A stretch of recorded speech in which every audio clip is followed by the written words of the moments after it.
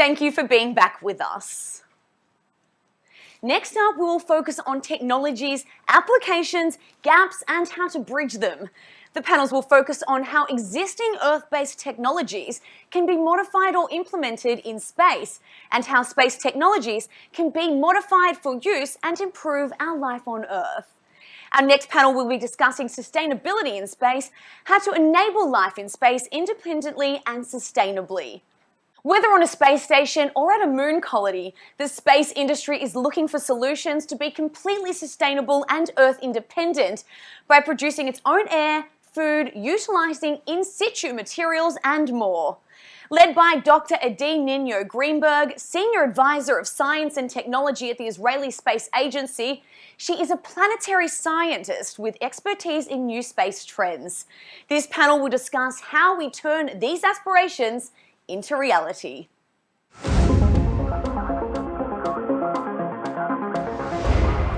Thank you, Sarah, for your kind introduction. Humanity is advancing towards long-term human missions in the solar system. The environmental conditions in space are different from those on Earth, and the immediate lack of accessibility to the basic needs are common to all missions. Long-term missions exponentially increase the difficulty in meeting basic needs and require complex technological solutions. Defining the gaps and developing the tools to overcome them will allow for a long-term stay in space, independent from Earth resources. How do we address the lack of the most simple basic needs in space? How do we provide the capacity for human life in the harsh space environment? Our panelists today are addressing these challenges and designing the solutions to enable a sustainable human presence on the Moon, Mars, and beyond. I'm honored and delighted to present our panelists. Dr. Jessica Mayer is a NASA astronaut. She holds a doctorate in marine biology from Scripps Institution of Oceanography at UCSD. Jessica most recently served as flight engineer on the International Space Station for Expeditions 61 and 62, where she stayed for 205 days. Jessica was selected to join a group of NASA astronauts to form the Artemis team. This team will help pave the way for the next astronaut missions on and around the Moon as part of the Artemis program. Mr. Pascal Rosenfeld. Pascal holds an MBA and has over 20 years' experience in strategic partnerships, finance, and venture projects. A lifelong environmentalist, he believes Aleph Farms is one of the most powerful levers on Earth. It will lower our carbon footprint and reduce the use of natural resources. Pascal is managing the space and biomaterial partnership programs for Aleph. Mr. Gregory Shalunov. Greg is a project manager for Cultured Meat at 3D Bioprinting Solutions. He holds a bachelor degree in international finance and a master degree in biotechnology management from Moscow State University. Mr. Jonathan Geifman. Jonathan is a space enthusiast and the founder and CEO of Helios. Helios seeks to enable human life beyond Earth by utilizing resources on the Moon, Mars, and beyond. Please join me in welcoming our panelists. The panel is divided into two parts. The first part includes presentations by the panelists. The second part will be devoted to Q&A. We will start with Jessica's presentation. Jessica, the screen is yours. Hello, everybody. Shalom. Thank you very much. It is truly an honor to be part of this panel today. And to give a short introduction about myself, I'll just show you a few slides here. Well, as was just mentioned, I recently returned, well, actually last April now. It's been many months since I've been back, but still often dreaming about being up there floating in microgravity. And for me, I just wanted to share a little bit about my background so you know what kind of perspective I bring to the table for this discussion. This is a picture from the International Space Station, and if you're familiar at all with the geography of the United States, you might see in the upper right corner the familiar shape of Cape Cod, and even a solar panel from the space station in the lower left. This is where I grew up, and from the time that I was 5 years old, I started saying I wanted to be an astronaut, and that was a dream that I really stuck to for my entire life. I started doing microgravity research even as an undergraduate student at Brown University, designing and getting to conduct an experiment on the Vomit Comet, NASA's airplane that flies in a parabola shape in order to obtain about 30 to 35-second bouts of weightlessness. This went on from serving as a student scientist to eventually coming to NASA here at the Johnson Space Center, where I work now. But way back in 2000 to 2003, I actually worked as a scientist and an increment science coordinator, taking my degree in biology and my interest in the life sciences and combining that with my passion for the space sciences in order to serve as a coordinator for the life science research that was happening on the United States Space Shuttle and also the space station, doing things like training ultrasound, as you can see here. The next transition in my life was moving from that science coordinator to being a scientist myself. I actually left NASA in 2003 because I was still interested in pursuing my own science. I had such extraordinary opportunities at NASA, coordinating science for others, living and working in training environments with astronauts and those sort of activities. But I really had this passion to know more, to continue to learn and explore about the world around me. And so I went to graduate school and became a comparative physiologist, studying the physiology of animals in extreme environments. So as you can see here, emperor penguins and elephant seals, some of the most elite diving species, are where we set our sights. And we were very interested in trying to uncover and unravel some of the underlying physiology behind these animals that explain their very unique and exceptional diving capabilities. An emperor penguin, for example, can dive for up to 30 minutes on a single breath. So air-breathing, breath-hold animals just like you and me, but with an extraordinary capability far beyond that of ourselves. We put instruments on these animals to measure things like their heart rate, the oxygen level in their blood, in their respiratory system while they're diving, to understand more about what makes these animals unique. Had some opportunities to do some diving in the Antarctic as well, which was an extraordinary opportunity for me. We also studied the northern elephant seal, another exceptional diver, this time in the seal world. An elephant seal can dive for 2 hours on a single breath. So again, an extraordinary capability, and we wanted to understand more about the physiology that underlies that exceptional capability. I then moved on to study another extreme animal, this time not one that lives mostly underwater, but one that lives at a very high altitude. This is the bar-headed goose, the species of goose that migrates twice a year over the tallest mountains on the planet. So now this animal is not holding its breath like a diver would be, but instead it is flying, which takes a lot of oxygen at an altitude where there's only a half to a third of the amount of oxygen available. In order to accomplish that project, I actually raised 12 goslings from the time that they hatched, so they imprinted upon me and thought I was Mother Goose, which enabled us to do the types of experiments we wanted to do, which would be, in the end, to fly them in a wind tunnel so that we could measure many aspects of their physiology simultaneously.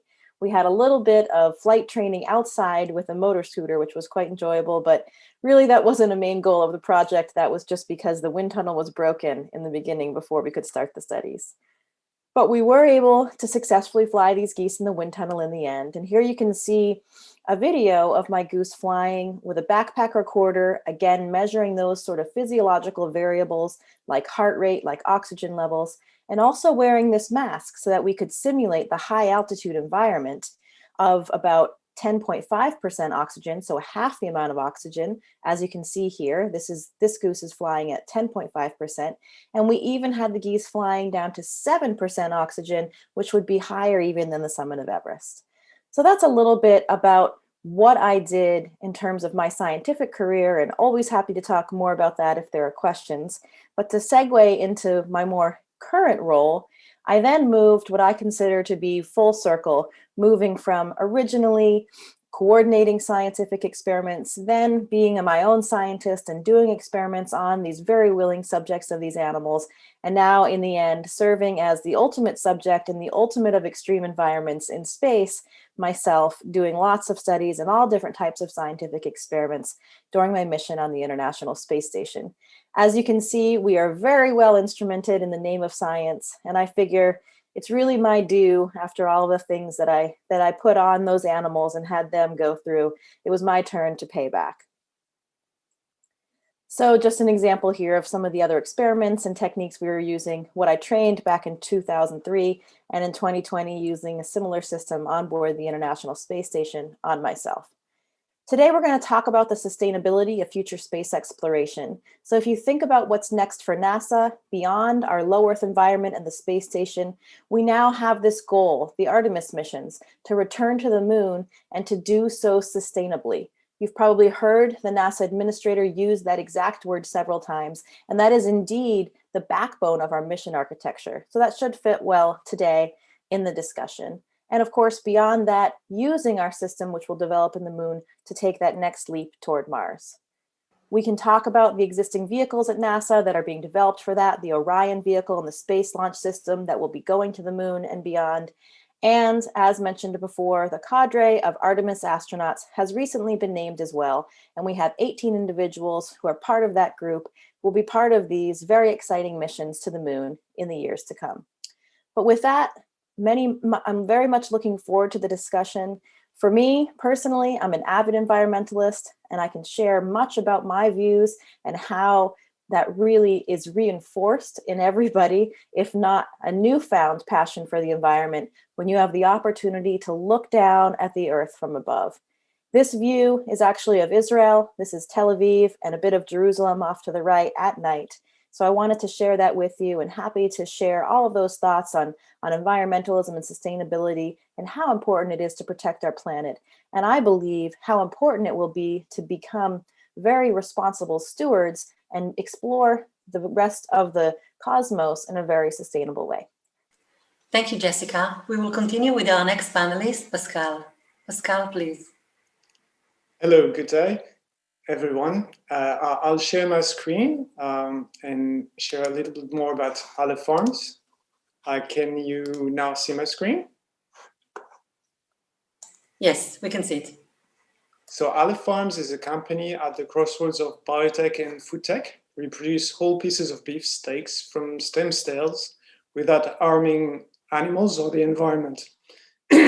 Our goal is to create a sustainable and resilient food system and technology platform for all. The technology is stemming from the works of Professor Shulamit Leverberg at the Technion, one of the world's prominent experts in cell biology, tissue engineering, and 3D bioprinting.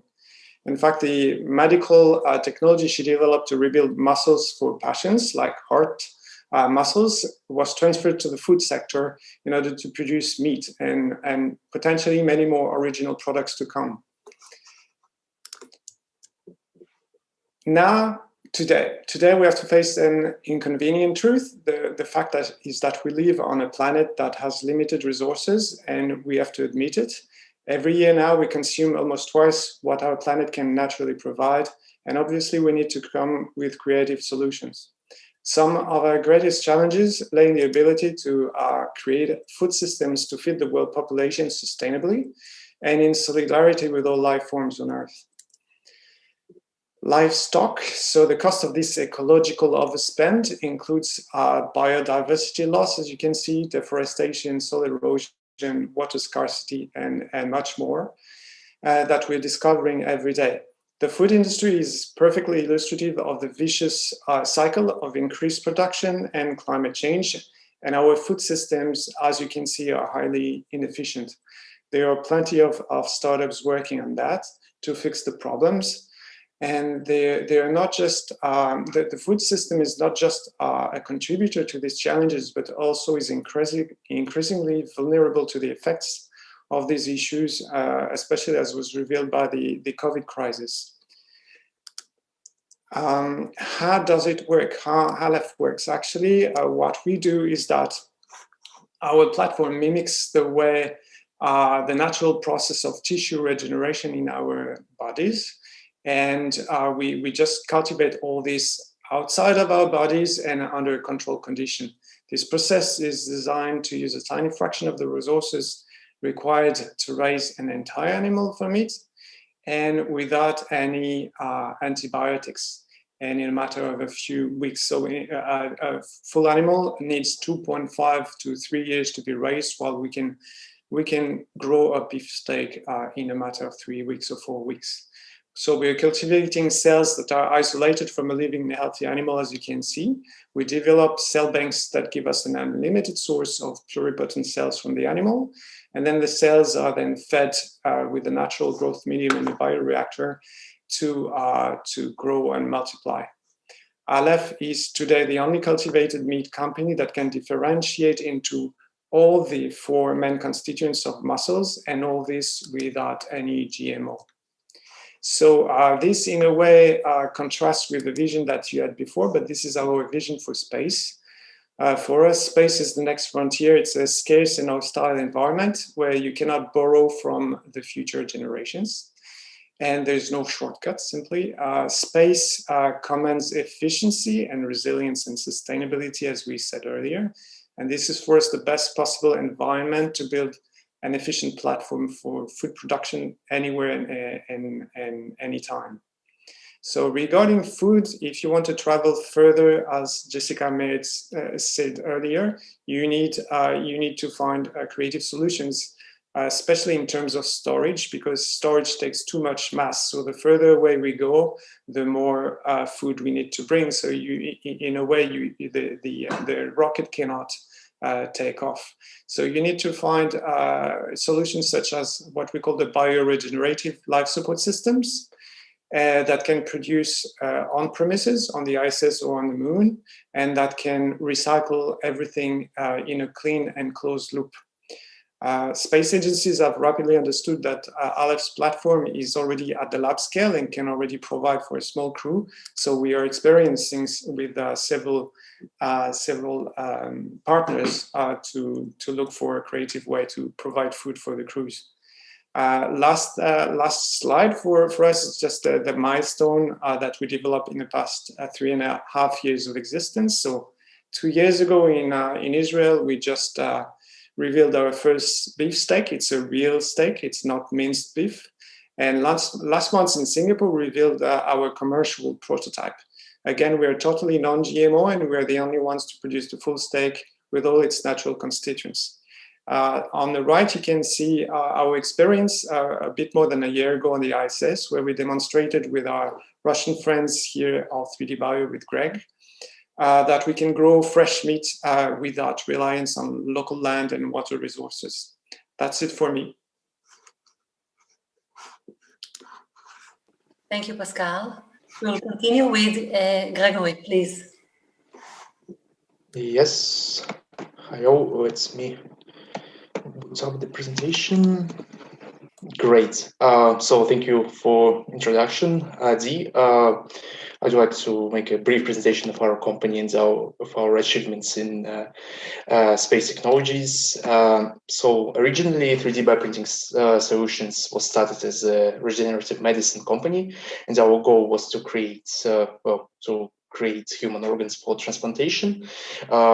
Initially, we focused on standards, I'd say, bioprinting technologies using extrusion. But over the years, we've run into several shortcomings, which kind of limit the application of these technologies.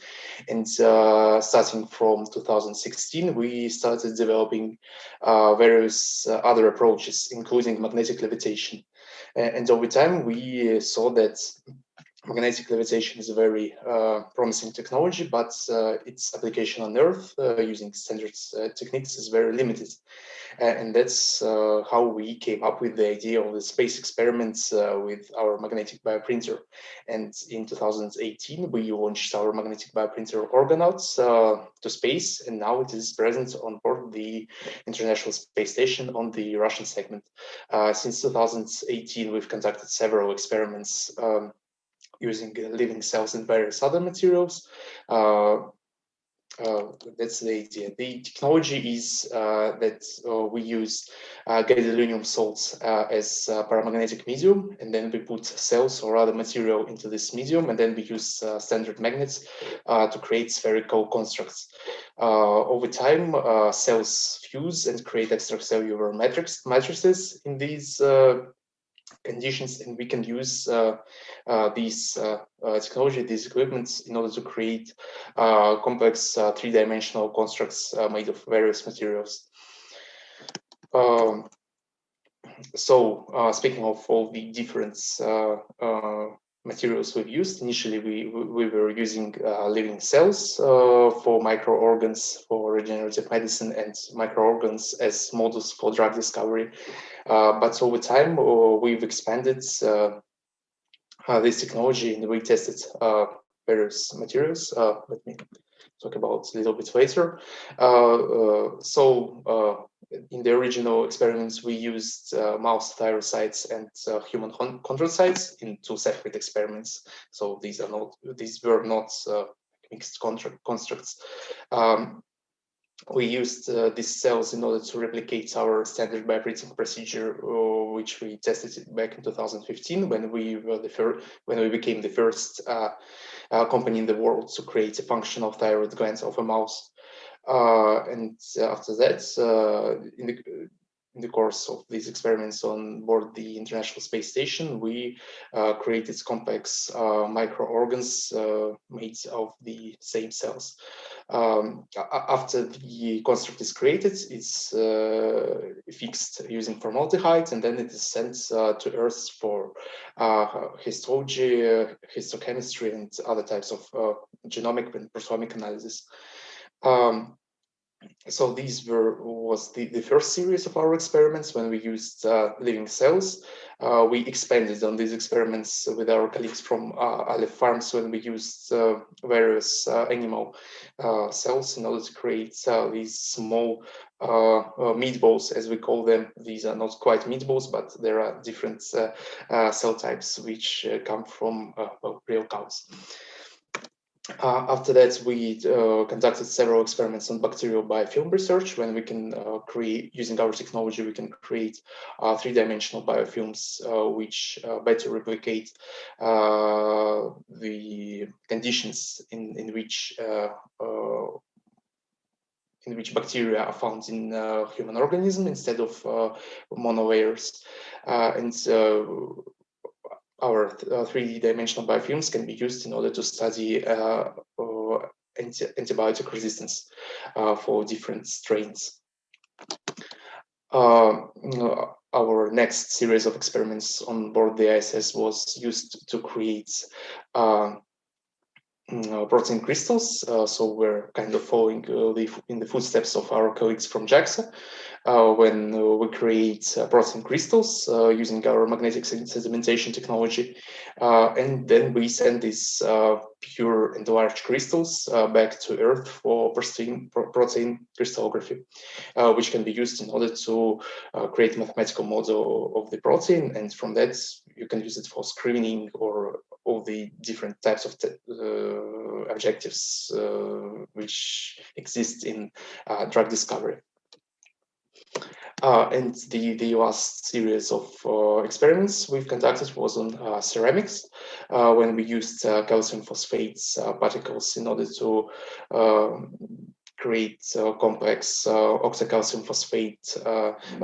Calcium phosphates are usually used in bone defects, regeneration, and replacement. And we've using the results we've gained from our experiments on board the ISS, we managed to improve the technology which is used on Earth to create octocalcium phosphates. And now we're in talks with several major companies which use bioceramics in their products on Earth.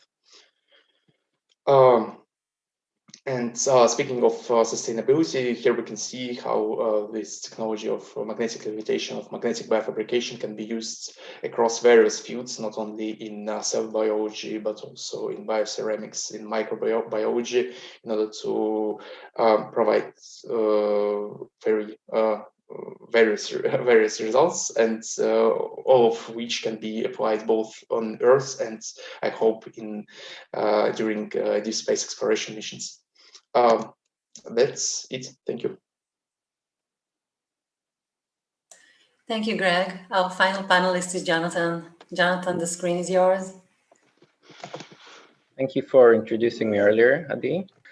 As said, my name is Jonathan from Helios, and we are developing a reactor to produce oxygen and metals on the Moon, Mars, and beyond.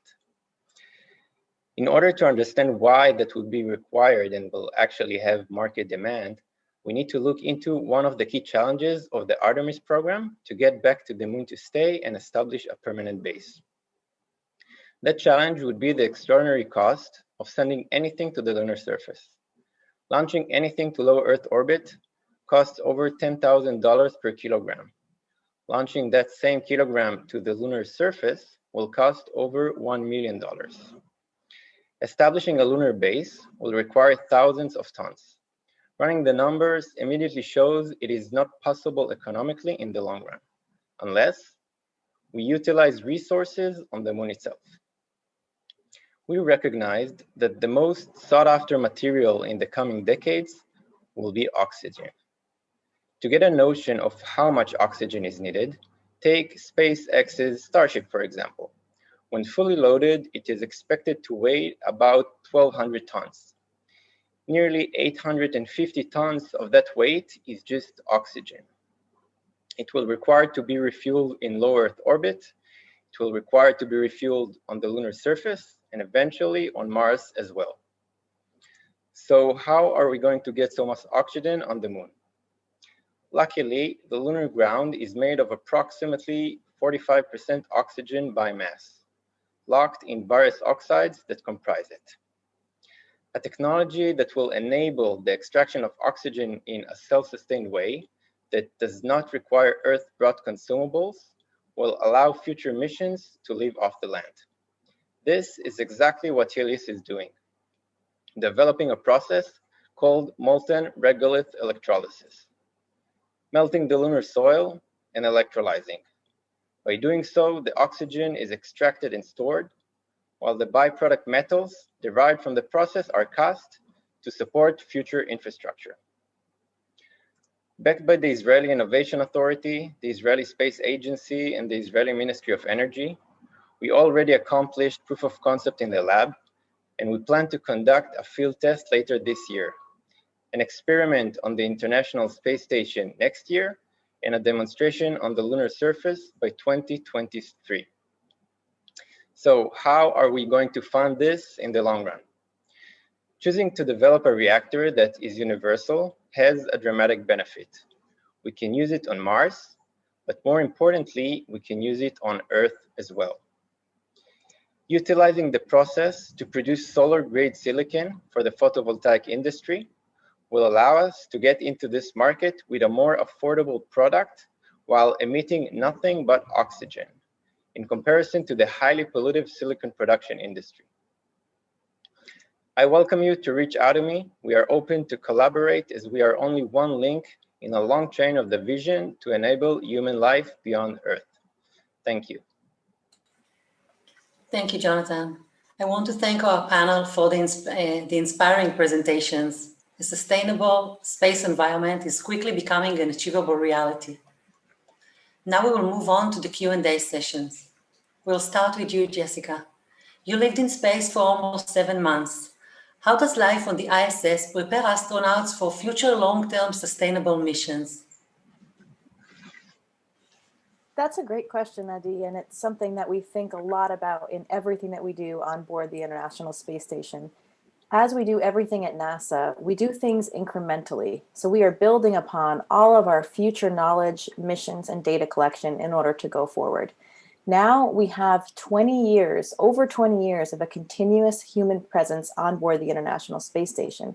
And on board the space station, we are doing all types of different scientific experiments, those that target physiology and medical experiments, how spaceflight and the microgravity environment affect us as humans, combustion experiments, flames burn differently in space, radiation experiments, protein crystal growth, all types of different experiments that have benefits toward our space exploration program in the future, but also direct benefits down on Earth.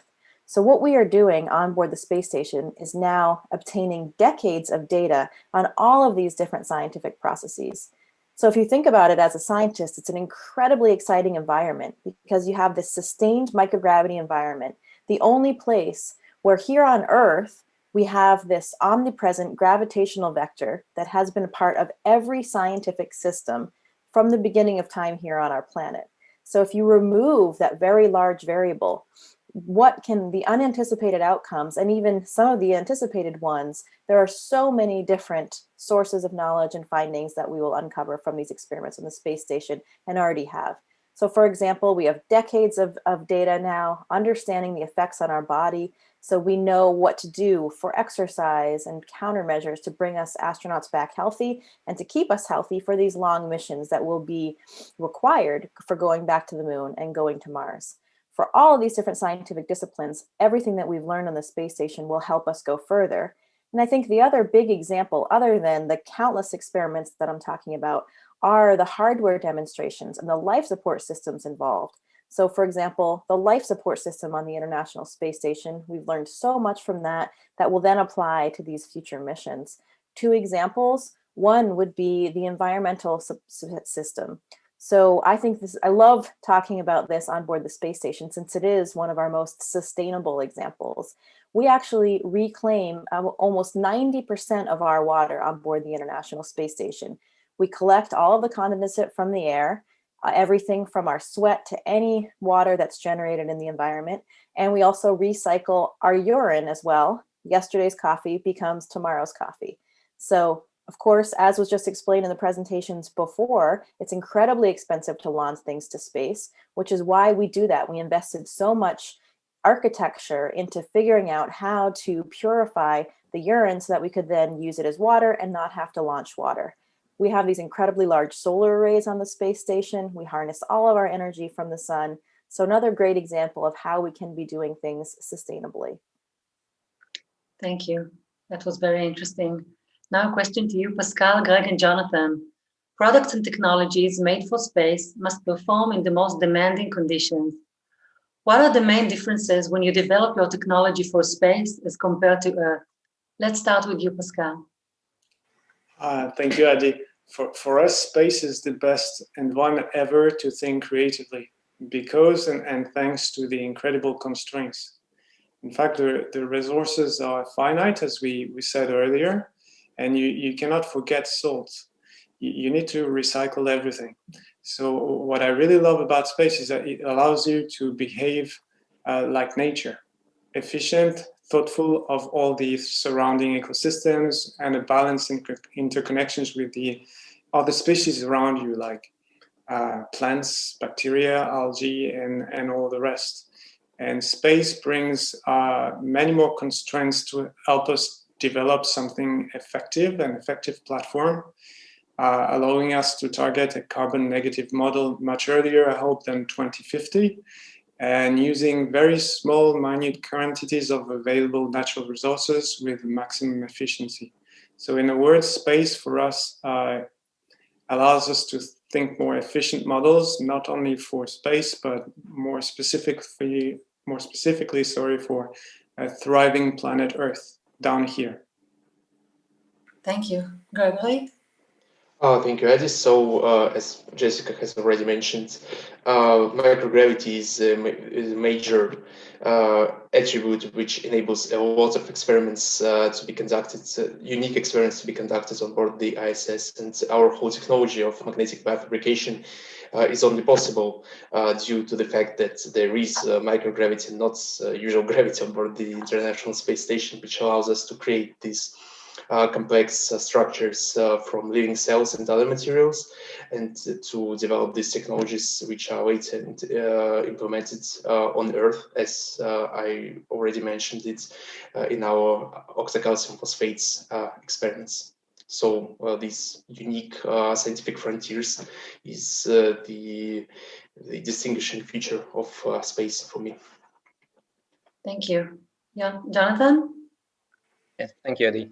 The main reason we chose to develop the specific electrochemical process we use is its universal application. Sand, or actually more accurately to say regolith, is comprised of oxides, whether it is on Earth, the Moon, Mars, and beyond. All we need in order to make it work are these oxides and energy. So for the sake of argument, the same system will also work on Callisto, one of Jupiter's moons. Despite the similarity in the process, there are going to be some significant differences. and that is the operation of the system. On Earth, doing things manually or changing part is a no-brainer. On the moon, or even worse off on Mars, that is a big challenge that requires automation and extensive planning. Thank you. Jessica, in the coming years, we hope to create a research base on the moon and eventually on Mars. What is the difference between missions on the ISS and establishing an international village on the moon and beyond? Well, there are some very large differences between those two regimes with the International Space Station and going further. And the biggest, of course, is just the distance. When we're operating on the International Space Station, we're about 250 miles, about 400 kilometers away from Earth. That's really not very far at all. We can all easily imagine driving that amount in a day here on Earth. But when we're talking about going to the moon, it's an order of magnitude from 250 miles to 250,000 miles. So because of that distance, and then the other giant leap of going to Mars, now we're talking almost 40 million miles away. Everything that we do in terms of getting everything that we need there, getting all of the infrastructure and logistics, as mentioned, how dramatically those costs will increase when we go in these further locations. Communications will be a huge one. Right now on the International Space Station, we have near continuous communications coverage. That enables us to be very adaptable, to get input from the ground whenever we need it. When we go back to the moon and go to Mars, we're going to have to be much more autonomous. And that is something that we need to continue to demonstrate in our existing programs. For example, medically, with our systems for taking care of other astronauts if something were to happen for us. All of these systems, we need to be able to operate much more autonomously. So I think those are some of the big differences, those infrastructure just solely based on those durations. And the other thing, logistically, I think another big difference and something that we really need to move toward, and hopefully somebody will have some breaking developments in this side. I mentioned earlier the physiological and medical experiments on the International Space Station. The reason why we're able to bring astronauts back maintaining their bone density and muscle mass is because we have incredible exercise equipment on the International Space Station, a weightlifting device, a treadmill, and also a bicycle ergometer, which allows us to sustain that load that we need to keep our bone and muscles healthy. When we go to the moon and to Mars, we're going to be in a much smaller vehicle than the International Space Station, or it will take time to develop something bigger. So we don't have room for these kinds of large pieces of exercise equipment. We're going to have to develop something that will be able to sustain us as well as to explore sustainably. So really big differences, I think, mostly just due with the distance and what that means for us back on Earth. Thank you. Jonathan, what do you think the cislunar economy will look like in the coming decades in respect to space resources? It will be mainly backed by NASA and the Artemis partnering countries in the beginning, but slowly we will see more and more private companies that will take the lead in different missions. And I think that as long as we will base our rocket engines on hydrogen or methane, which at the moment seems to be the leading propellant in the near future, oxygen will be the most sought after consumable. Because for 1 ton of methane, you need sort of like 4 tons of oxygen. For 1 ton of hydrogen, you need over 5 tons of oxygen. Some claim that water is a good form to store oxygen in. We're not sure that this is the case, as it requires a lot of energy to electrolyze water. Actually, more energy than what a hydrogen rocket engine will provide with that same amount of oxygen. And on the moon, we will need a lot of energy to produce the required tens of thousands of tons of oxygen annually. We're talking dozens of megawatts. So I believe that at least in the beginning, nuclear fission will be the way to go about it. Eventually solar energy, whether it's thermal using direct solar concentration or electrical with solar cells. I believe that a market for metals and silicon on the moon will evolve as well in the 20 to 30 years from now, what will allow a significant cost reduction for expanding the lunar base and also to build megastructure in space. And that's my take, more or less. Thank you. Greg, how does 3D Bioprinting Solutions partner with other countries around the world? So thank you, Adi. Speaking of if we speak about specifically about 3D magnetic biofabrication technology, we've been partnering with multiple science collectives from all around the world, but our main collaborators in these fields has been the Stanford University from the United States and High Magnetic Fields Lab from Nijmegen, the Netherlands. I'd also would like to mention that in other areas of our expertise, in extrusion-based bioprinting and in spheroid-based bioprinting, we've been working with different scientific collectives from all around the world.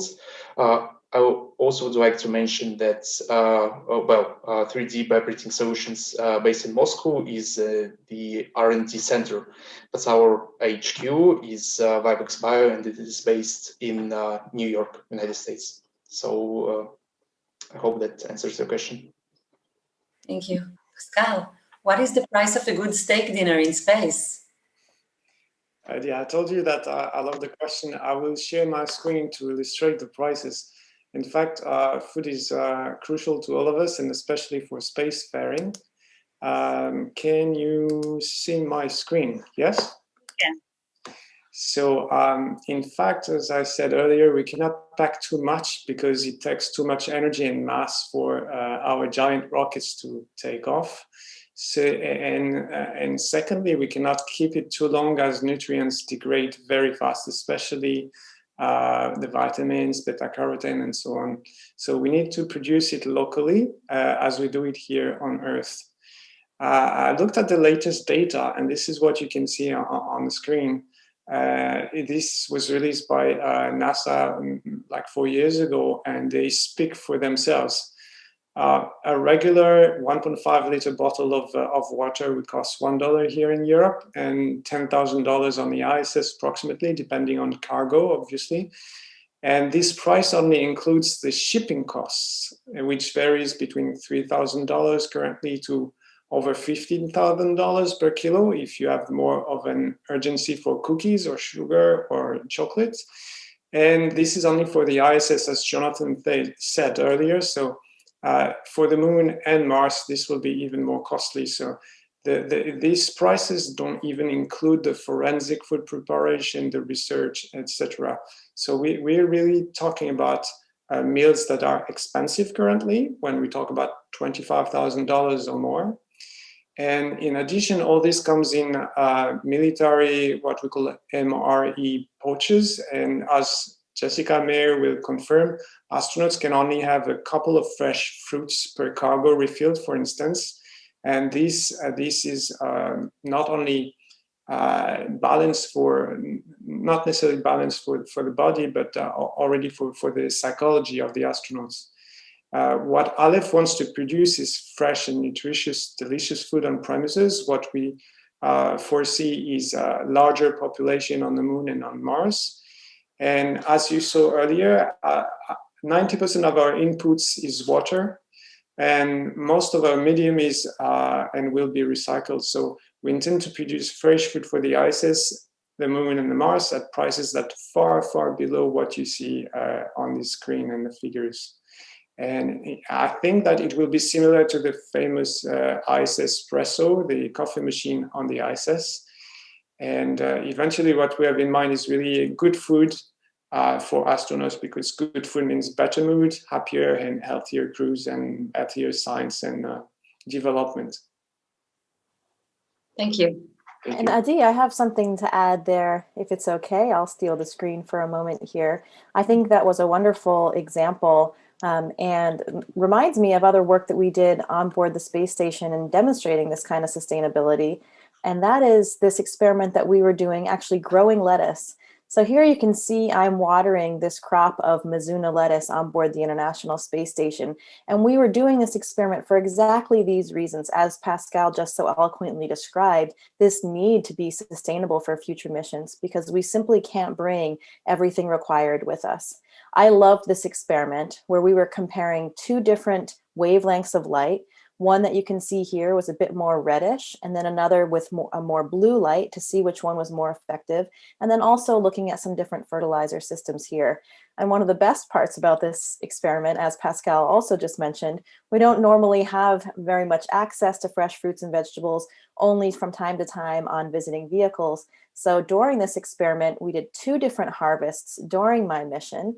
And we, of course, had to send half the samples back down to Earth to be analyzed, but we also got to eat the other half. And so we had some wonderful fresh salads on the International Space Station. And I can tell you that does a lot, not only for our health, but also for our psychological support on board the space station. So just wanted to share an example. We also did several experiments during my mission with a biofabrication facility, so similar to the type of 3D bioprinting that Greg was describing. And that, though, is still focused more on organ transplants. But I also like the parallels here. That image that was shown by Greg and Pascal of the experiments being done in space, that was also during my mission. Oleg Skripochka was my commander. So it was wonderful to see how all of this comes together. That's great, thank you. And I wanted to ask you, as a marine biologist, how does your practical scientific background benefit your activities on the ISS, besides what you've already told us? Yeah, well, that's a good lead in, I think, from what I was just talking about. It's interesting when we come into the office as astronauts, because our astronaut pool now is incredibly diverse. If you think back to those early astronauts, they were all kind of all the same traditional military test pilots, which made a lot of sense back then as we were really pushing these frontiers and testing vehicles for the first time. But now that we're doing long duration missions on the International Space Station, where our primary objective is to do these types of experiments that we've been talking about today, we have astronauts of all kinds. We still have test pilots, they make great astronauts, but we also have scientists of all different backgrounds, a few even in the life sciences like myself. We have medical doctors and lots of different disciplines represented. And that will carry over into how we explore in the future as well. And to me, that makes us much more successful in the things that we do, because we have people that think critically, that think differently than everybody else, adding something a little bit to solve each problem. And I think for what it is for being a scientist, that power of critical thinking, of understanding the scientific method, helps us, of course, operate and do these different experiments for the scientists on the ground. But those kind of skills also just help us toward solving any kind of complex problem that we might encounter. And adding that contribution to this diversity of skill sets and experiences on the team on board, I think makes us much more successful and makes it a much more enjoyable place to work. Thank you. Thank you all. One last question for the entire panel. It's a little bit funny, but let's try. If you had to choose anything to take with you on a long space journey, what would it be? Jessica, we'll start with you. Well, if it were possible, I think the first thing that pops into my mind, perhaps just based on this discussion we were having, is something living, something like this plant, or something, hopefully a plant that I could then eat later on. I think that would bring me a lot of enjoyment, taking care of it, cultivating it, having something green and alive with me, and then being able to enjoy it later. And maybe that would pair quite well with some of Pascal's printed meats. Pascal? Well, I thought it over. I'm not going to bring the towel, but I think that I would take a camera, first of all, to share with family and friends, and yeah, to share the adventure, the best camera you can find.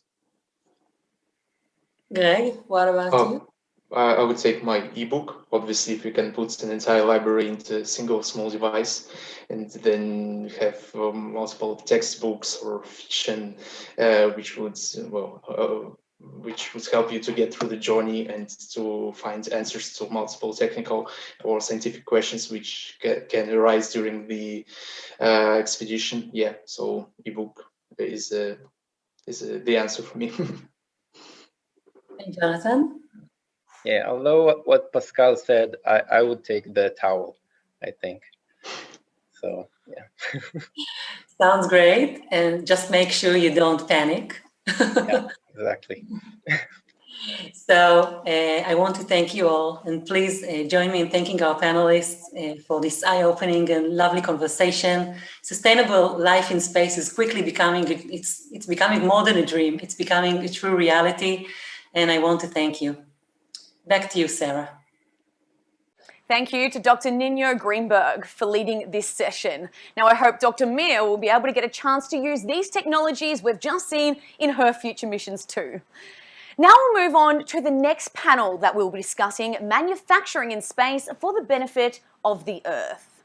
Space exploration has changed humanity's perspective and given rise to the unexpected ideas and solutions to the challenges of living in space. Some of these solutions can be harnessed back on Earth. This panel will be discussing how to use the unique space environment to enable superior products for the use in everyday life on Earth. Moderating this session is Dr. Eugene L. Tu, the Centre Director at NASA's Ames Research Centre. Dr. Tu was most recently Director of the Exploration Technology at Ames, where he led 4 technology research and development divisions. One division of note is the Applied Manufacturing Division. It maintains several manufacturing disciplines that support the aeronautics and space missions of NASA's enterprises. Its areas of expertise are in advanced composites, metals development, developmental maintaining, and electromechanical instrumentation.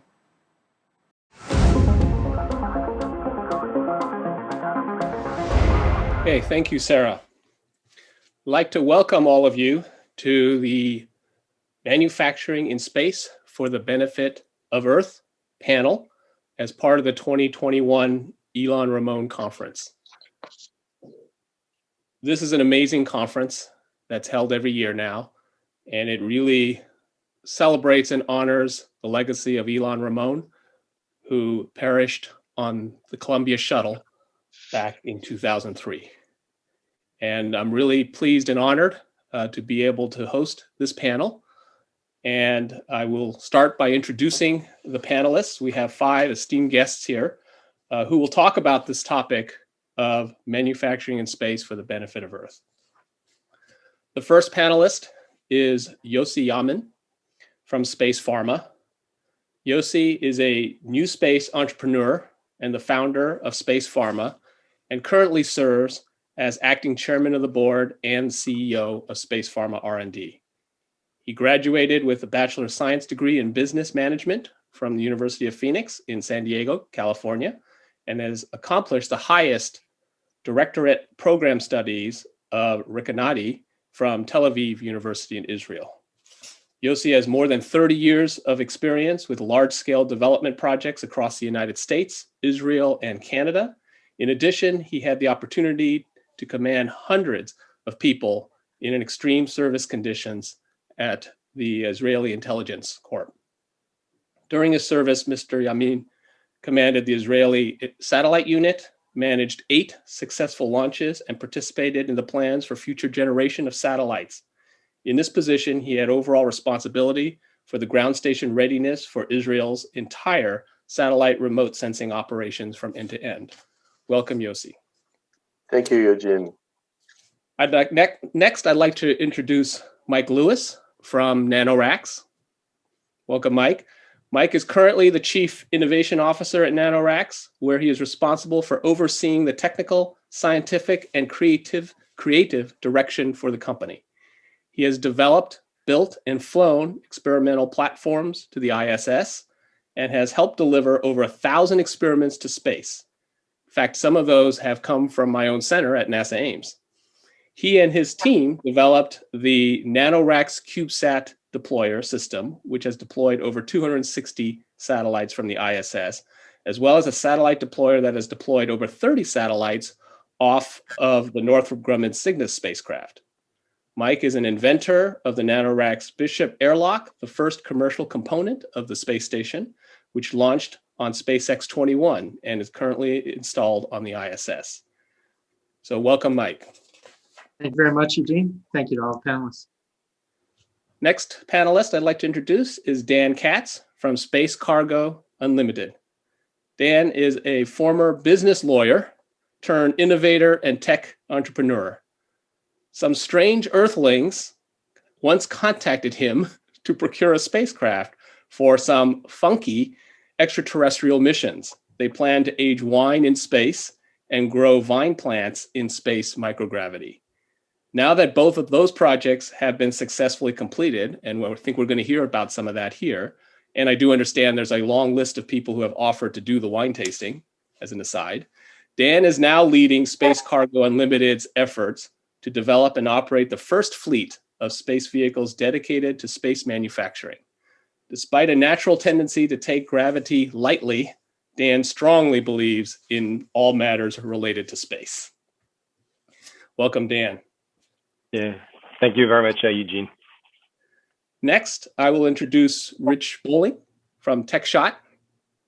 Rich serves as Vice President of TechShot, a space technology and services company that developed and owns a large catalog of research and manufacturing equipment, which it operates in space. Since 1988, the company's payloads have flown aboard parabolic flight aircraft, suborbital rockets, space shuttle, Northrop Grumman's Cygnus cargo vehicles, SpaceX Dragon cargo vehicles, and the International Space Station.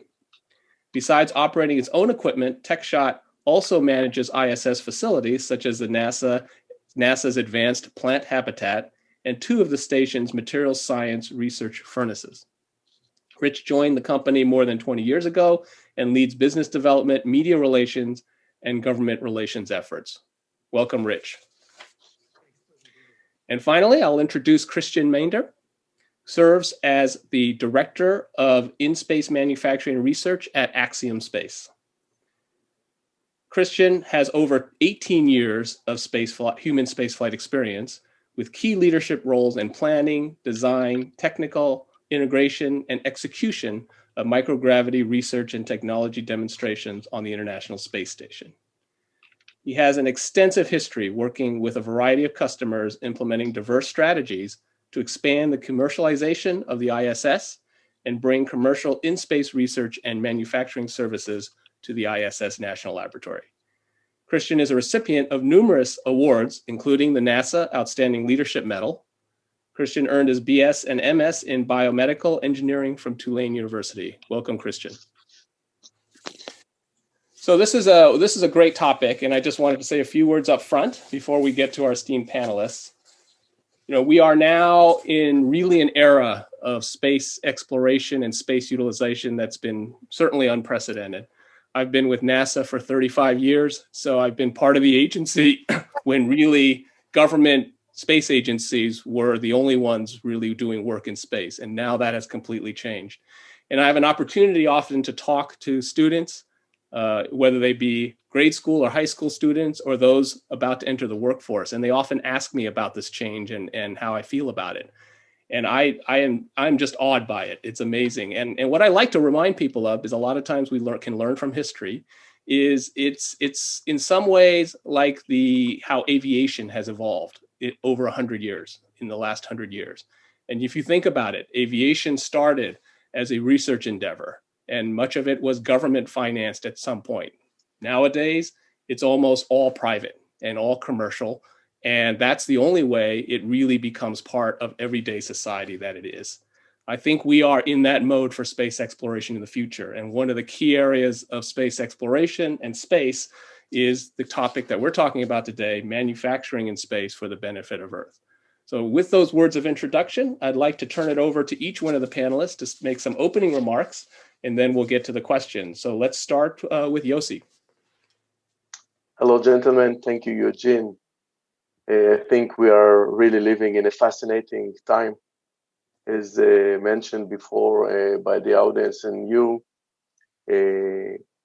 space is not as it used to be. This domain is start to impact our life from communication to geopositioning to Earth observation. But here we are talking about something new that starts from scratch. This is in-orbit production.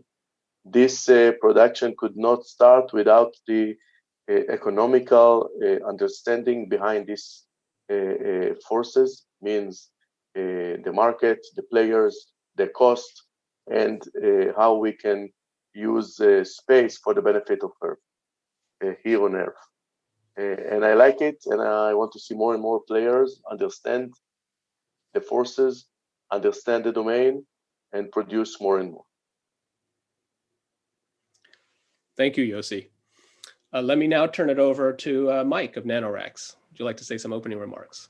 Yeah, absolutely. No, I'll echo what Yossi has said. This is a really exciting time. When we look especially at the topic of manufacturing in space for the benefit of Earth, we at NanoRacks have just a couple goals.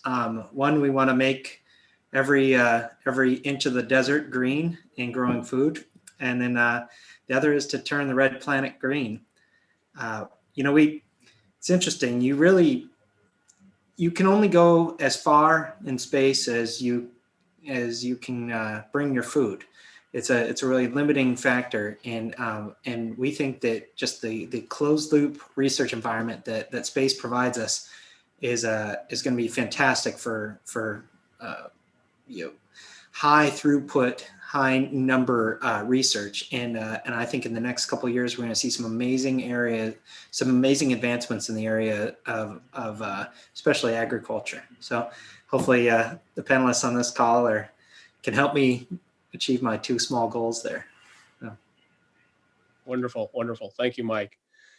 Next, we'll hear from Dan of Space Cargo Unlimited.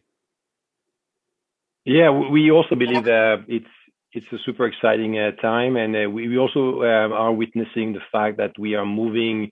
What they call new space is basically the fact that now space is delivering on the promise. We believe that the earlier period or era of space is when we discovered space, we discovered the moon and the planets, and we believe that now it's the time for space to really matter to our earthly lives and deliver on its promise to benefit Earth. And that's what I believe we want to achieve with the focus on space manufacturing and making sure that it has a value beyond just the exploration and the study and the research and the scientific approach of knowing about the universe. Now it's more about time to pay back for Earth. And that's a super exciting, period in the space development. Well, thank you for that, Dan. Let's go to Rich from TechShot. I'm excited and energized about the industry right now. And I really have to first thank and applaud space agencies, initially governments and space agencies around the world, just to create the opportunity for industry to play a larger role. In business, just getting that opportunity is sometimes something that you can't buy at any price, but you just want that nugget of opportunity to then perhaps create markets and create products. And so first, thanks to NASA and other space agencies and governments around the world for that intentionality. I do believe that these are the good old days. This is the golden age of spaceflight when there's no longer talk about when will low Earth orbit be commercialized, but I would argue, friends, that we are seeing it now. We have some esteemed panelists here representing government and industry who are doing this today, doing this now. So I'm happy to be living in the future with you all and really excited about what's next. Thank you for those words, Rich. All right, Christian, I'd like to invite you to make some opening remarks. Thanks, Eugene. I think I'll start going back to what you said about aviation. The reason I'm here today and the reason I've joined Axiom Space, which is the company I'm representing today, and to talk about manufacturing in space is because having spent 17 years in the ISS program and helping all sorts of research fly, what was always recognized in the effort of putting this international laboratory in orbit was the outcomes of the research that were going to come out of the space station. And all the investment that's been put into that research today is starting to bear fruit in terms of real economic opportunities, either in terms of industrialized research opportunities in orbit, but even more important, in space manufacturing applications. Axiom was founded under a vision about building a thriving home in space that benefits every human everywhere. And so manufacturing in space for benefit on Earth is a topic close to our heart. Our mission when we formed the company was to build the world's first commercial space station, and we're well on our way to starting that process already with our first modules intending to launch in 2024. And while we're building a multi-purpose space station, meaning it's going to service a number of different markets, it's the markets that are relevant to really enabling in-space manufacturing for opportunities on Earth. And the reason I say that is this: putting more people in space, following that analogy of moving into the commercial realm like aviation did, putting people in space means you need to put economies in space. And so we're big believers in not just development of the infrastructure that needs to be in orbit, but development of the economies that need to occur and the business opportunities that need to exist in order to drive people to orbit. And so for us, we see great opportunity in the microgravity condition. I think we'll talk about this later in the panel, but manufacturing on Earth has one common variable that cannot be removed at this point, and it is gravity. But when you take gravity away, when you remove these fundamental forces of convection and sedimentation, you really create some interesting opportunities, both on a biology side and also on a physical sciences side, to change the way materials and biological entities behave in orbit. And because of that, you can really open up some unique applications.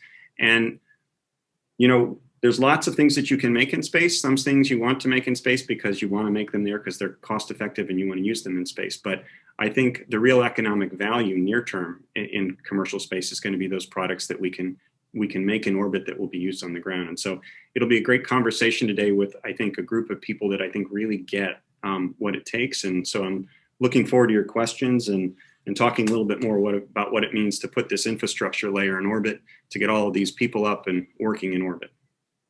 Thanks. Thank you. Thank you for those opening remarks. So let's dive right into the questions. And I've already heard about some of those topics from your opening remarks. So this will be great. So let me and as I ask the questions, I'll ask it of an individual first, but inviting the whole panel to jump in anywhere you'd like and add to it. So let me start back with Yossi and space pharma, because it certainly has been out there, and the sense that biotech, pharmaceuticals, could really potentially benefit from in-space manufacturing and in-space capabilities. So can you talk a little bit about what it will take to get to large-scale pharmaceutical manufacturing in space, in orbit, and what is the state of microgravity experiments today in leading us in that direction? Yossi, can you want to start with that? Yes, sure. I would like to inform you about the meeting I had about exactly a few weeks before the COVID-19 attack humanity for the pandemic. I met one of the CTOs of the big Swiss pharmaceuticals. He could not express the word microgravity, but he definitely expressed a big obstacle for their products. And he claims, I put on the top 5 priority of our entity, which is one of the big in the world. One of the top 5 was how to remove gravity impact on our products. He could not even express the word microgravity. He could not understand that there is a huge research economy. But, he was trying to find solutions. And when we exposed him to this term of microgravity that can get him mega results, he was astonished. He claims that 5 years ago, people thought he is a crazy in the room, and he's a CTO of a big pharma. But today, more and more are starting to learn what is this phenomena, how it can help. Where were we so far? Actually, sometimes it's a little bit of even bring them to a position that we are dummies. We never thought that we can be so. There is the solution there. Why we won't go and get it down from there? And at the end, he told me that he's so happy to learn about microgravity. And I think it takes time for pharmaceuticals to digest the new domain. It's not easy to install new technology. It's not easy to impact huge economy like the pharmaceuticals. They have their production lines in place, distribution. All the universities are teaching. They still have or drop the 1G from the equation. But if you put 10 by -6 or 10 by -5 in the equation, they know that it's not only a figure results, it is all behind chemistry, physics, and of course products.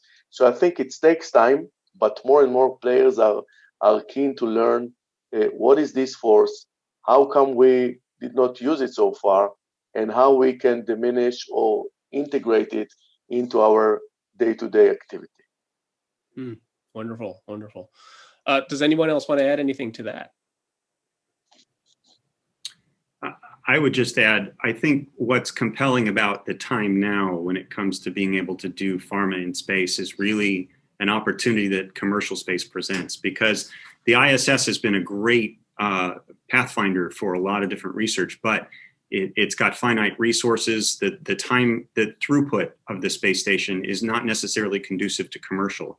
But suddenly the opportunities that all of these companies that are talking about today to create commercial opportunities, along with all of the launch providers that are starting to provide commercial launch opportunities to orbit as well, are really opening up space to a new round of opportunity that involves speed to orbit, so to speak, so that commercial can move at the speed of commercial a little bit more. And I think that's going to be a really relevant feature that is going to be important to companies like ours that are providing platforms with people working on it, and other companies that are providing platforms that work things remotely, because speed of access, speed of return on investment for a research question is going to be pretty critical as companies try to leverage space in an innovative way. They're just like they compete on the ground, they're going to want to be able to compete in space. And so speed of access is going to be super important as we move forward. One of the things, just to add to that thought, Christian, is when you mention the throughput, right? One of the biggest challenges with throughput on station is getting the crew time, having their ability to tend to the experiments and work the experiments. So some of the technologies in AI in terms of automation and autonomous systems and making manufacturing maybe more autonomous might be part of that. It's part of that equation as well, going into the future in terms of throughput. Yeah, I think so. I think there's a place for human operated work, and then there's a place for untended work as well. And I think untended work in particular, robotically or AI operated or just autonomous work, is super important when you end up working with materials or manufacturing processes that may not be inherently safe to humans. One of the opportunities I think that space presents in low Earth orbit is to maybe work with some things that are perhaps more volatile and are dangerous to work with on the ground that you can potentially use more effectively and operate more safely in orbit, but still means you may need to bring a human out of the equation for some respects. But even in an autonomous situation, you need the workers that move raw products in, raw materials in, and finished product out. You need folks to do all of the logistics, so to speak, of the process. And so I think humans in space is a cornerstone in some respects of how we're going to ultimately enable these markets in manufacturing. And so it'll be interesting to see how that plays out. What's neat to me is this transformation of a population of highly selected national astronauts that are flying to, probably not too short a time frame from now, where just like in Texas, a lot of people pick up and fly themselves out to oil rigs in the Gulf of Mexico to do work for 2 or 3 weeks. Imagine a day not so far in the distant future where, workers are flying to their station in orbit so that they can do the work that they need to do, whether on the manufacturing side, and they have a 2 or 3 week stay and then come home. So all of that, it is enabled by creating these economic opportunities. And so what we've got to do collectively is go help, as Yossi talks about, help big industry understand that there's value in microgravity, help them understand what it is, how they leverage it, how they innovate in it, and then create the infrastructure layer to give them the access that they need. Yeah. Great.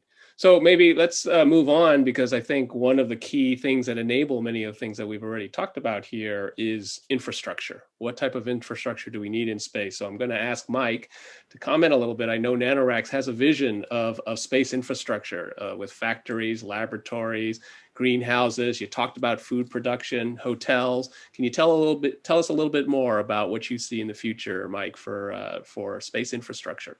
Yeah, absolutely. Well, I think a lot of the panelists share the same vision here. As Yossi was saying, we envision economies in space, and expanding that to other people. And just like Axiom and Christian are building new capabilities in space, we've built the first truly commercial part of the station, and I think the work that we've done on that has really opened our eyes on a lot of the challenges that we're going to all collectively address moving forward. But it also has opened our eyes to the opportunities that are out there. The power of microgravity, the different markets that can be addressed by this. I talked in the intro about growing plants, and we can use this closed-looped regenerative environment to do some high throughput growth science, multiple generations of plant growth. Can we figure out new ways to affect the genes of the plants and make things so that we can grow them in harsher environments on the Earth? The point was made, and it's very valid. Eugene, you made it, where all these activities, the more that we need to do these, the more that we're going to be looking towards robotics, both telerobotics and automation. The application of AI and machine learning to perform these tasks. So really, it's not just a platform we're not just building an environment to do research and try to put things together in this one area, but we're also expanding on these other technical areas and affect economies. Yes, great. So let me ask a little bit more. Maybe I'll take it over to Dan because of your work in the area of space agriculture. Can you say a little bit more about how you envision that evolving? I think we have a general sense that for space exploration, we're going to need to be able to do this, right? Because you've got to, in some ways, for long duration, long distance human spaceflight missions, you're going to have to be able to live off the land, so to speak.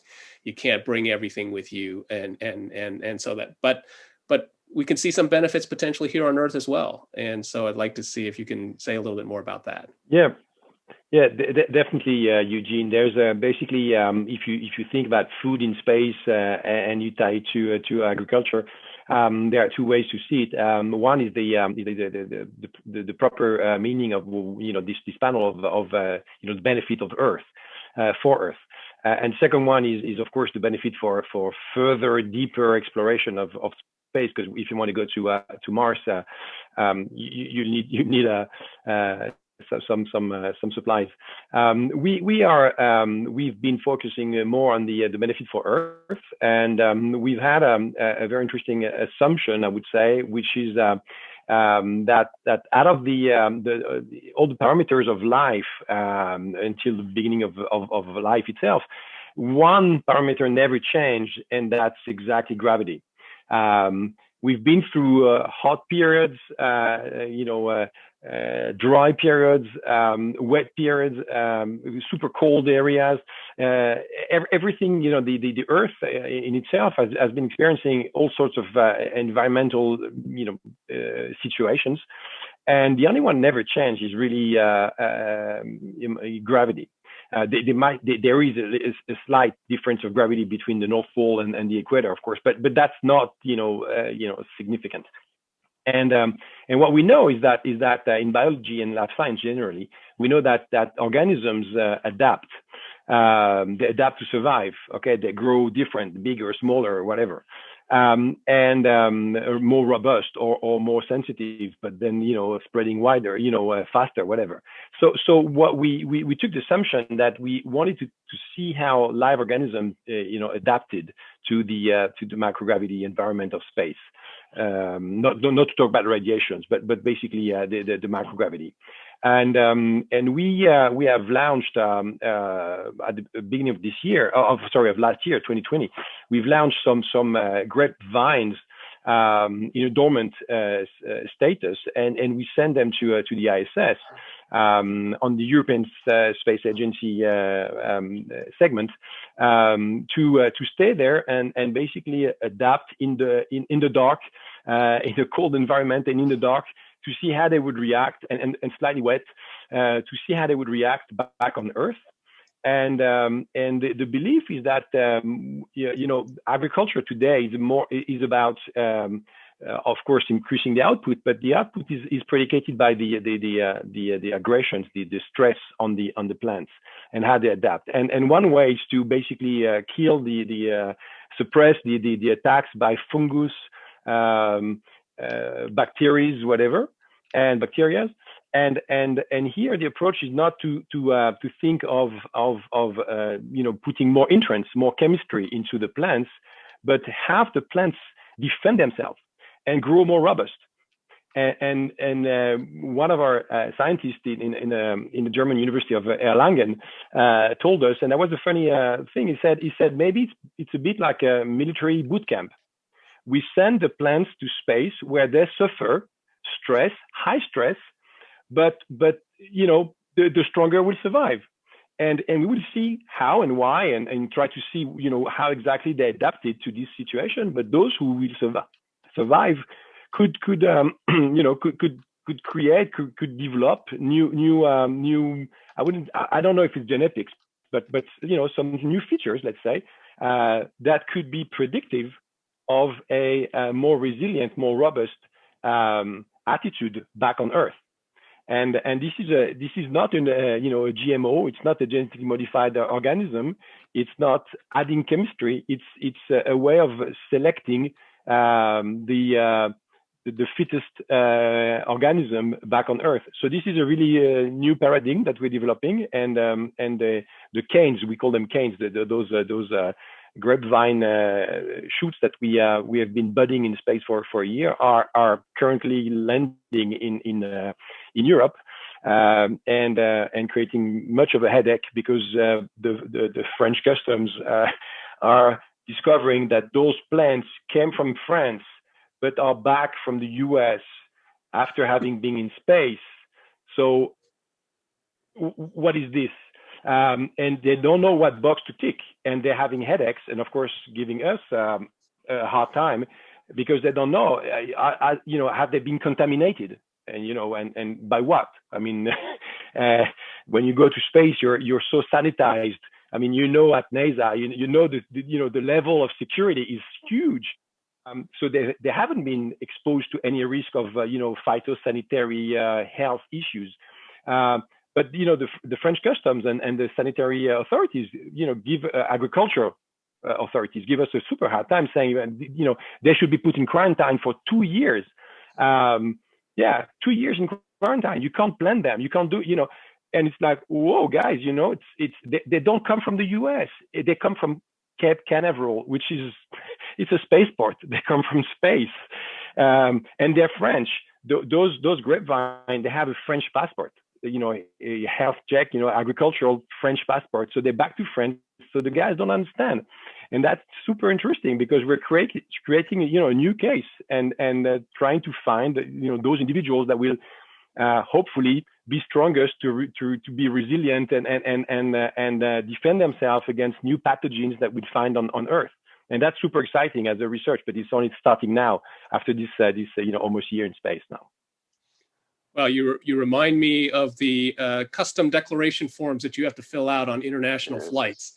And that's probably the mindset they're in, right? Where are you coming from? And the form only has those check boxes for that. So yes, in fact, so let me actually diverge a little bit and raise one of the general topics that I wanted to raise, because I think you're bringing this up, which is, what do we see as some of the challenges in terms of policies, international agreements, regulations? Those things are going to be very important for us to address as an international community when we talk about manufacturing in space and bringing things back from space. Well, if I can shoot out first, is customs and agricultural health issues, you may not have that, may not be exposed to that in the US as you may fly from the US and land back in the US or kind of off the coast of Florida. We are a Luxembourg company dealing out of France and Germany and sometimes Italy. So we are like fully European. When we send our payloads to Cape Canaveral, it's not for the US, it's for space. And when it comes back, it's, again, it's like, the guys that don't have a clue what to do with it.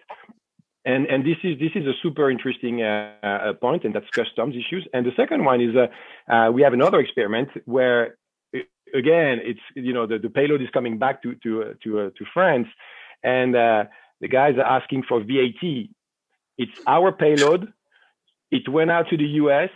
It's now back, but they say, yeah, you have to pay VAT because you're importing from the US. We're saying it's not importing from the US. It's, again, the US is the spaceport, but it's a circular thing, through Cape Canaveral and back, to Europe, and that's again, an issue where that they just don't know what box to tick.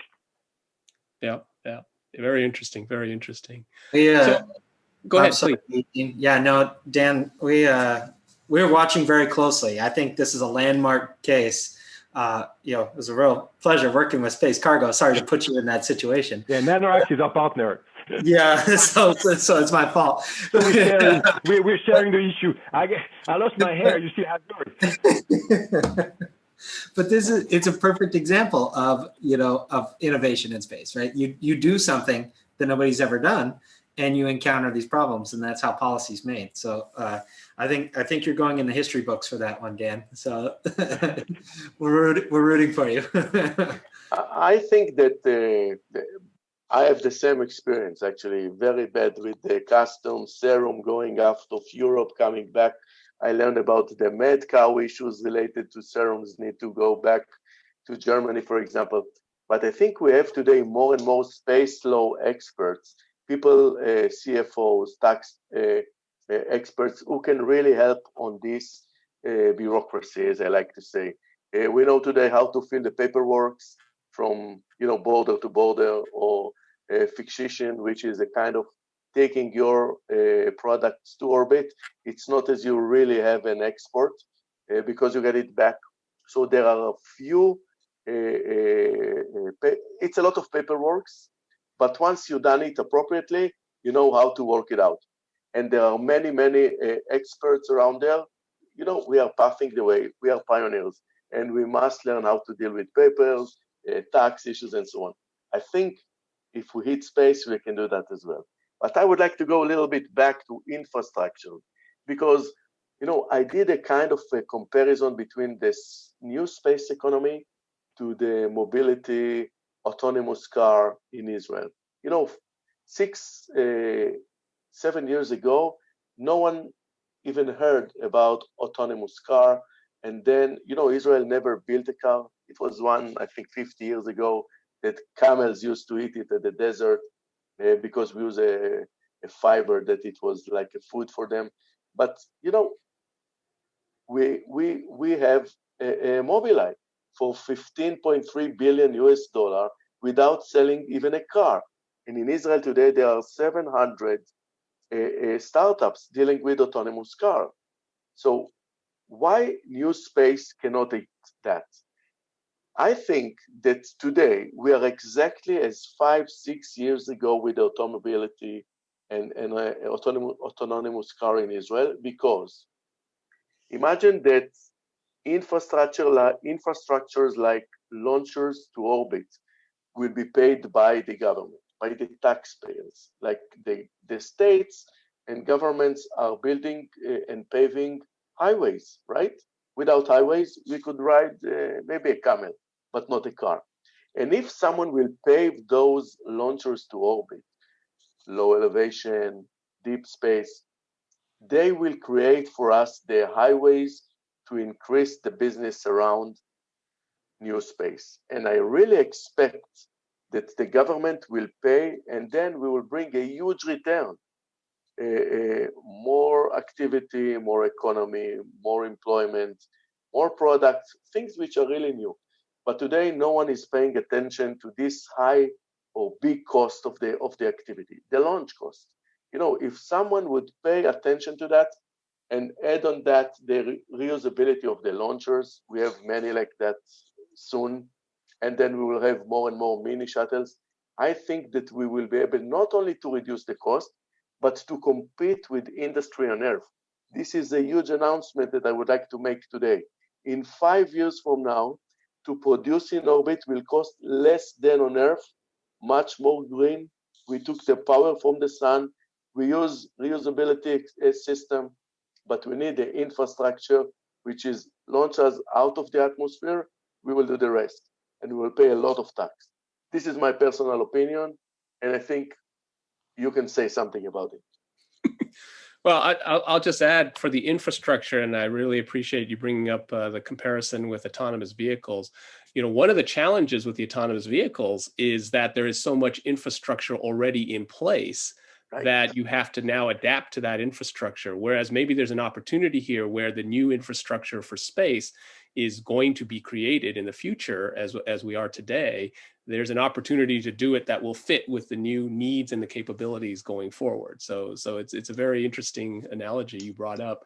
Let me bring Rich into the conversation here, because in particular, I know you've got an advanced plant habitat and also some biofabrication facilities. Can you talk a little bit more about the specifics of some of the challenges and benefits of some of the manufacturing space that you've already embarked upon? Right. So the advanced plant habitat, I'll have to give credit where credit's due, built by Orbitech, but managed by TechShot. It's one of our plant growing capabilities. We also have something we developed in concert with Tupperware called the Passive Orbital Nutrient Delivery System to grow individual plants versus maybe crops in the advanced plant habitat. And then we have something called Phytofuge, which is a way to grow seedlings at fractional gravity. So we have these two devices on orbit, the multi-use variable gravity platforms, and you can actually grow seeds. And at Moon's gravity and Mars gravity, how much is enough to really grow plants strong and healthy? And we're really excited to celebrate a couple of bumper crops of radishes on board the station for our principal investigator, Dr. Carl Hazenstein. Some of them were eaten by the crew, and they were noted that those who like radishes said that they taste just like the best radish they've ever had on Earth. So it was a great success, and certainly being able to produce crops on orbit will be very important for exploration purposes, not only for food sustenance, but frankly for, I think that just emotional peace of home. Everyone wants to have that touch with something living and growing in plants. And so I think it's going to be important for exploration on a lot of levels. But I did want to congratulate our team at TechShot and at the Kennedy Space Center, and also Dr. Hazenstein for a couple of great, I'll call them bumper crops of radishes. They came out pretty well. We have 4 space manufacturing projects, payloads right now. The most mature of those, first let me say what they are. One is related to 3D metal manufacturing and electronics. The other is related to cell differentiation and expansion, all in orbit. We call that the TechShot Cell Factory. I have a new one that we're working on, and again, this is something that's connected with right now NASA Ames, and it's an SBIR contract for those who are familiar with those, phase 1. We call it the Pharmaceutical In-Space Laboratory, or PIL. So we worked really hard at that tortured acronym to come up with PIL for on-orbit biomanufacturing of drugs. The one that's most mature, the one that we're flying now, is called the Biofabrication Facility. And TechShot, as you mentioned at the top, has a long history of building and flying payloads, and partnered with an Orlando company called Nscript, which we believe makes the world's finest 3D printers of every sort.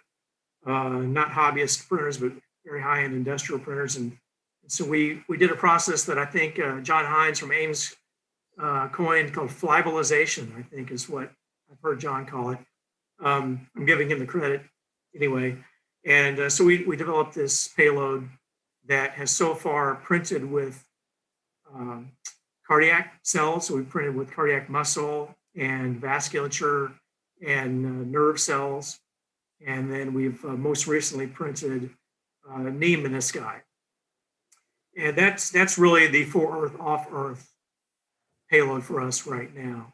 And Dan has me a little worried that my donor cells are going to need their own passport if they're coming internationally. And if we receive a few cells in the lab and I give someone back a heart or a knee, what kind of paperwork is involved with that? And Mike, you said that's where policy starts, and that's going to be quite the process, I'm sure.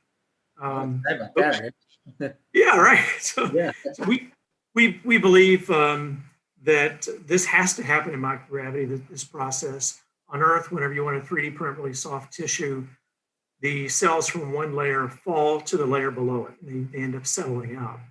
In space, they stay where you put them essentially. You can build up these 3D shapes with soft tissue in multiple layers, but you can't bring it right back. So the bioprinter is only, let's say, half of the equation.